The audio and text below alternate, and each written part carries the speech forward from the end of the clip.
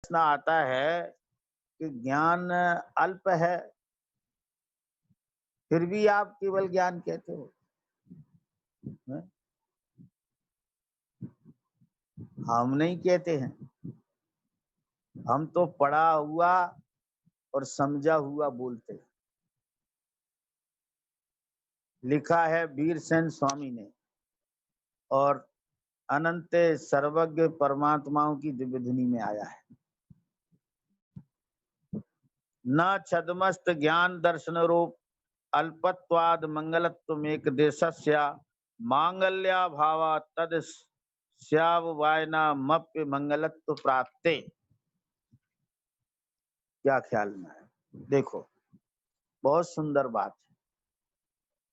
सदमस्त अर्थात अल्प ज्ञानियों के ज्ञान और दर्शन अल्प होने मात्र से अमंगल नहीं हो सकते, क्योंकि ज्ञान और दर्शन के एक देश में मंगल पने का अभाव होने पर ज्ञान और देश दर्शन के संपूर्ण अवयवों को भी अमंगल मानना, अमंगल पना प्राप्त होगा। बहुत जोरदार तर्क दिया है वीरसेन स्वामी ने। वे कहते हैं छद्मस्त अर्थात अल्प ज्ञानियों के ज्ञान और दर्शन अल्प हैं, वो भी ज्ञेय की अपेक्षा है अल्प। अल्प होने मात्र से वे अमंगल नहीं हो सकते। क्या समझ में आया? बालक छोटा है तो क्या वो अमनुष्य है क्या? उसमें मनुष्यत्व नहीं है क्या? बोलो। बालक छोटा है, एक दिन का बालक है, तो उसमें मनुष्यत्व है क्या? नहीं। अरे वो कितना भी छोटा है तो क्या, लेकिन उसमें मनुष्यत्व है ना। अगर एक दिन के बालक को आप मनुष्य नहीं मानेंगे तो फिर 30 साल का युवा भी मनुष्य नहीं कहलाएगा। क्या ख्याल में? तो ऐसे ही एक कम ज्ञेयों को जानने वाला ज्ञान को यदि अमंगल मानोगे तो सबको जानने वाला ज्ञान भी मंगल नहीं कहलाएगा। क्यों? कि जो एक दिन का बालक है वही 30 साल में युवा होगा। अगर वो एक दिन में ही, पहले ही दिन अगर वो अमंगल है तो फिर वो अमंगल की वृद्धि, वो अमानुष है। अमानुष है तो फिर वो अमानुष ही रहेगा। क्या ये स्वीकार है कि वो एक दिन का बालक भी मनुष्य है? उसी प्रकार जो ज्ञान थोड़े ज्ञेयों को जानता है वह भी मंगल है। क्या ख्याल में है? वो अमंगल नहीं है। यदि उसे अमंगल मानोगे तो फिर जो सबको जानने वाले सर्वज्ञ हैं वे भी अमंगल हो जाएंगे। क्या ख्याल? क्यों? ज्ञान और दर्शन के एक देश में मंगल पने का अभाव होने पर ज्ञान और दर्शन के संपूर्ण अवयवों को भी अमंगल पना ही प्राप्त होगा।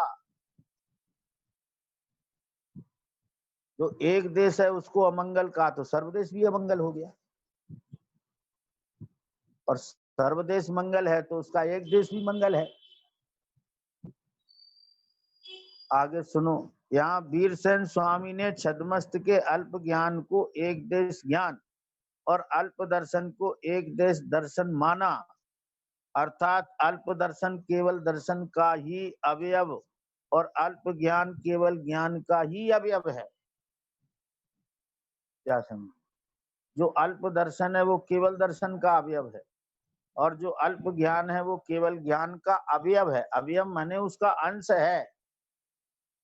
जैसे जो है पूर्णमा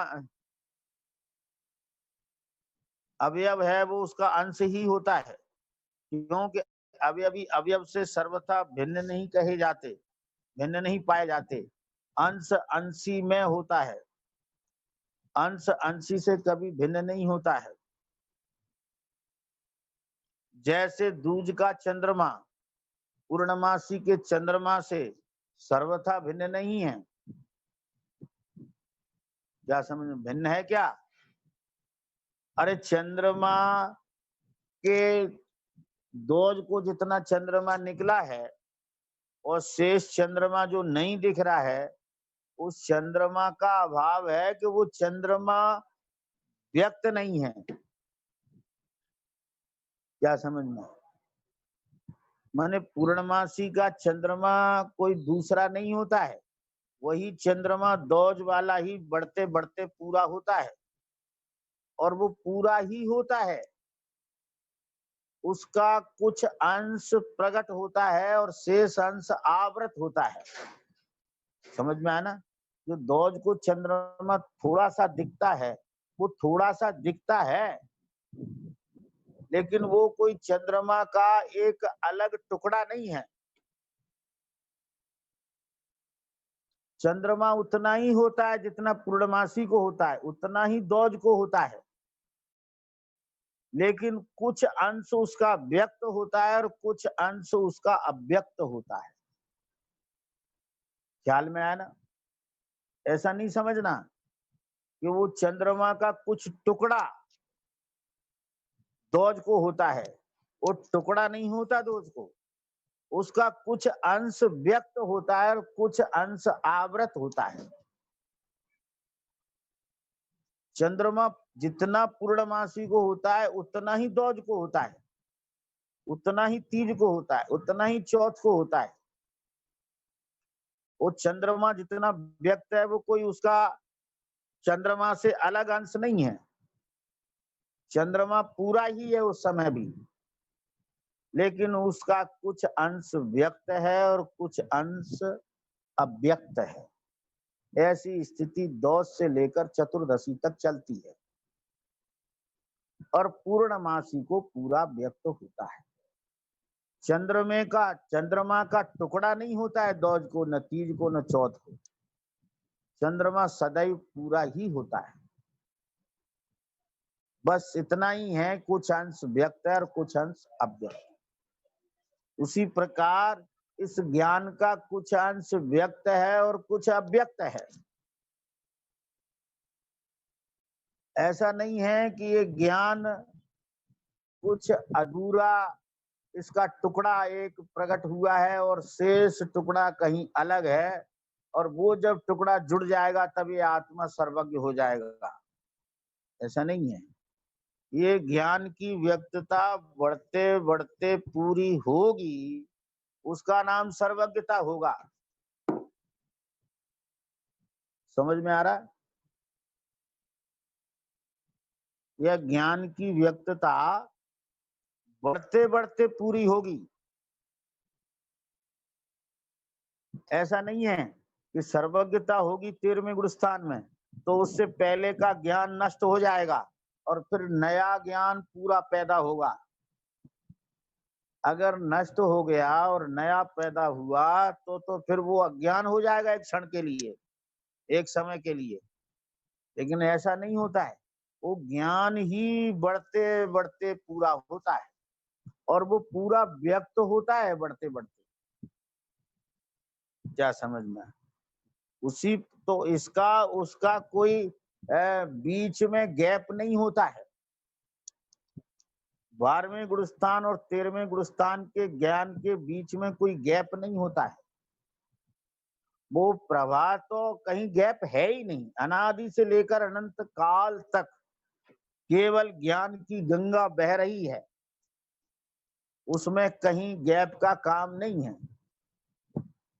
बस अल्प तो इसलिए कहा है कि वो अल्पज्ञों को जानता है, और उसे सर्वज्ञ क्यों कहा है कि वो सर्वज्ञों को जानता है। लेकिन है तो वो केवल ज्ञान ही। जो अल्प को जानता है वो भी केवल ज्ञान है, और सबको जानता है वो भी केवल ज्ञान है। और अल्प को जानने से यदि आप उसे अमंगल कहोगे तो सबके जानने वाला भी अमंगल हो जाएगा। क्या? और सबको जानने वाला मंगल है तो थोड़ा जानने वाला भी मंगल है।